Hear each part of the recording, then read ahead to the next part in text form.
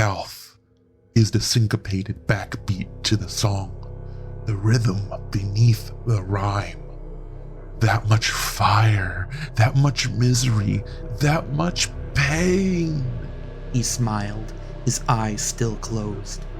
Suffering has always fueled the warp and random stains and stigmata. Now we learn the virtue of control. Can you hear it? Can you hear the pain stirring the tides? Can you hear the crash of those waves, Magnus? Can you hear how those black tides beat? A million hearts bursting out loud, as rhythmic as drums in the deep cold. He lifted his hands higher, gesturing with subtle relish, directing his invisible choir. The tides of the Sea of Souls can be altered by mortal hands, brother. Listen, listen. We're reordering the warp itself, Magnus, changing it through pain. We're rewriting the song. Lorgar drew in a shivery breath as he continued. There, a ship burns in Lotona's atmosphere, the cries of the doomed souls echoing into the Empyrean. And there, a warship plows into the surface of Ulixus, digging its own grave, taking 100,000 souls shrieking into the afterlife. Do you hear them dying, Magnus? Do you hear the song shifting in time to their extinguished essences? He was laughing now, raising a hand to the heavens, weeping as he whispered.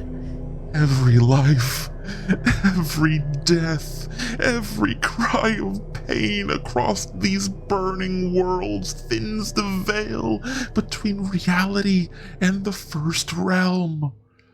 Call it Hades or Hell, Jahannam, Nakara, or the Underworld.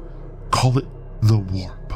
Call it whatever you will, but I am bringing it forth onto the material plane. Calth was the genesis of the storm, Magnus. I will make an entire subsector suffer enough that the curtain falls and the 500 worlds drown in the warp.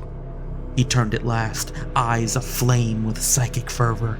Tell me you feel it. Tell me you can hear the million demons shrieking and begging, desperate to be born upon these burning worlds. Magnus felt it, as real as the wind he would never feel against his flesh. A pulling, a tightening of the weave behind the physical universe. Far from the impassioned sensation his brother described, the sorcerer felt it with clinical distraction, no different from an equation written on parchment and begging to be solved. Lorgar, in his madness, was doing more than breaking the natural order. He was rewriting the code of the universe.